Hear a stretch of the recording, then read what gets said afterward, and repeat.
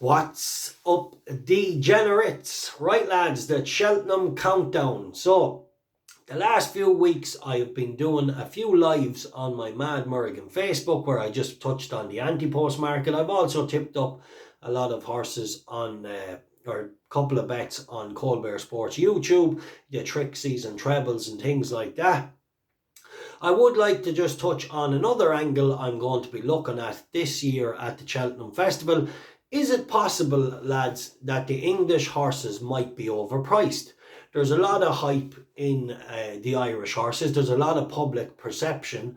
And I just get the feeling there might be angles in certain races where the straight place bets for some of the overpriced English horses could be value. So, I don't know for sure yet, but, let me give you one example. So, the Ballymore Novice Hurdle, you have Sir Gerhard, for me, is, the horse to beat. The hype is with him. He's been very good. He looks a real good horse. But he's going to go off, like I say, on the day. It's possible he goes off a shade of odds on. Going to be well backed. He'll be one of the Irish bankers if he runs in the Ballymore. And I just feel like that might leave a window for the straight place market with a couple of the English horses. So, there's a couple of horses in here that are progressive. You have Sage Star has done nothing wrong. He does look more of a chaser of the future, but as are many of these top-notchers.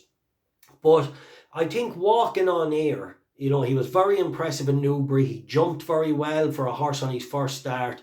Nicky Henderson, brilliant trainer. He goes here. He's around an 8 or 9 to 1 shot.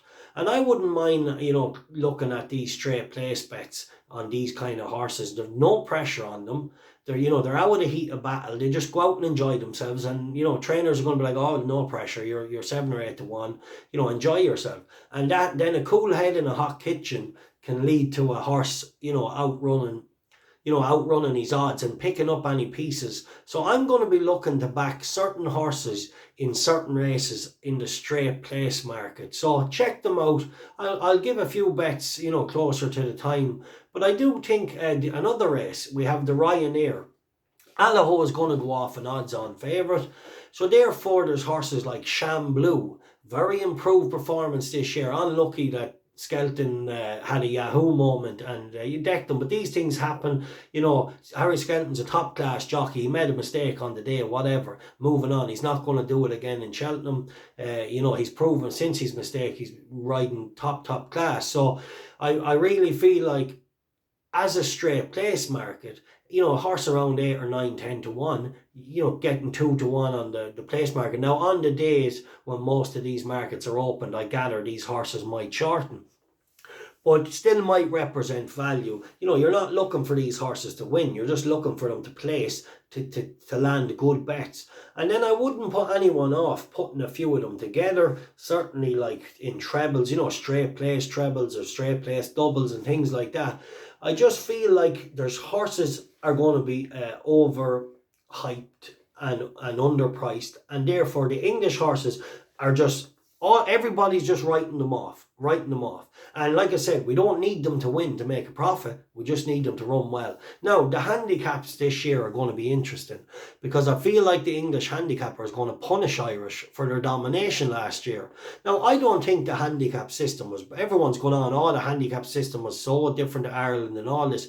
It's like, what a load of bull. They went over, they dominated in all races, not just handicap races. They had better horses, trained to the minute on the day and ready to run big races. However, the handicapper isn't going to be nice to them this year. They're all going to get a couple of pounds more. And therefore, in the handicaps, don't be afraid to maybe look at a few English horses that are overpriced in the straight place markets again. So, you're going to be looking at horses maybe 14, 16 to 1 that are lively, have a chance and will run the race. And with a little help from the English handicapper hitting the Irish horses harder, you can look at these big handicaps. You can look at the straight place betting in 5 places, 4 places, 3 places, or even out to 6 places. I'm sure they might do in some of the big handicaps. So just interesting angles, definitely worth a look at, and I'll be taking a look at them closer to the time. Right, lads, a new month begins for the Patreon service. The link is in the description of this video.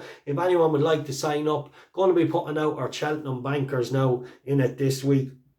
Also, we'll be doing a Cheltenham preview on Cold Bear Sports closer. We did do one with Ken Whelan. That was very good. Check that out if you haven't seen it. That was 4 weeks out. We will do one now in the next kind of week. Get it out. Myself, Joe Value and Mickey D are going to be doing that.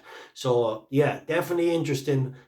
Tune in for that. I'll get it out. We'll let Cheltenham come a little bit closer maybe, and we'll get that out. So yeah, link to the description for the Patreon below. Anyone that is in the Patreon service, I will be putting the YouTube tips in it the night before, just before the videos go out on YouTube. So save you having to watch all the videos if that's what you want. So one of the benefits of being in the service.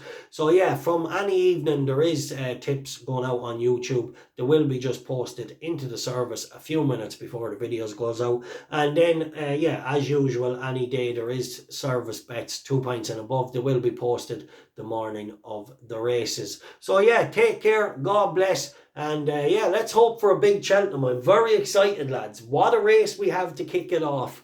Could the English strike first? Constitution Hill definitely looks a machine. Dicer Dynamo, or whatever he is, Dicer Diamond Dynamo, the William Mullins horse, definitely looks a beast, and a couple of lively outsiders that could step forward, plus Jean Bon, definitely a talented horse. I thought he enhanced his reputation in Haydock. People thought he visually wasn't impressive, but for me, he dug deep in spots and he won well. So definitely could be another place bet angle around 5 to 1, 11 to 2. And look around. And then the champion chase, lads. I just want to touch on that real quick. Chacon Poursois looks like he's going to run. Sishkin's already beaten an Ergamine, so why not Paul Townend? I can't see an Ergamine beating Sishkin. And to be honest, the only way Chacon Poursois could put it up to him is if he could transform his Irish form to England. Unfortunately, he hasn't managed to do that in 2 starts. Looks unlikely. For me, Sishkin looks the winner. However, if I did have Chacon Poursois, I would be putting a set of blinkers on him. He was held up on the ins, not held up, but he was ridden handy on the inside in a muddling race last year. Didn't use his attributes. And don't be surprised if Paul Townend goes for Chacon, because if Chacon could get to Cheltenham and show his form, maybe he'd have a better chance of beating him than an Ergamine would. And that doesn't mean he could beat Sishkin, but it just means Sishkin's already beaten an Ergamine with a couple of things gone wrong. And Chacon obviously clearly hasn't ran to his potential in England. Stick a set of blinds on him. I would let him rock and roll from halfway, jump a few fences, let him rock and roll, let him use that attribute and turning into the straight 4 or 5 lengths clear, and see how you go, because last year's performance isn't good enough. Sandown Run, clearly the horse wasn't himself, clearly had a problem the way he jumped the last few fences. But yeah, go for the blinkers on Chacon, let him rip, and I think maybe an Ergamine struggles to beat Sishkin, so does Chacon, but I think if Chacon could transform the Irish form to England, I think he'd be a threat to any horse, no matter what. So definitely interesting. I would look at him if they had blinkers on. I would look at him for a straight place bet, and I would also look at a Nuba Negra for a straight place bet, as a case there was a burn up, because an Ergamine and Chacon like to do things, forward, and they're 2 different owners, so they might end up saying, well, look, you just have to ride your horse how you have to, and maybe to get into battle. I can't see Willie Mullins doing that. I could see maybe an Ergamine taking his time a small bit after being beaten, dominating the race in Ascot, and I could see Chacon maybe making the running. And I do think it bodes for a very interesting race if Chacon got blinkered and was let rock and roll from halfway. I really do. It would be definitely interesting, just for excitement. But personally, I'll be backing Sishkin. Well, I'm already on him to win, but I'll be backing other horses for the straight place markets just to enjoy it. Anyway, interesting. Cheltenham Festival coming through soon. Lads, check us out. New link to the Patreon service below. New month. Cheltenham bankers going in there in the next few days. Take care and God bless.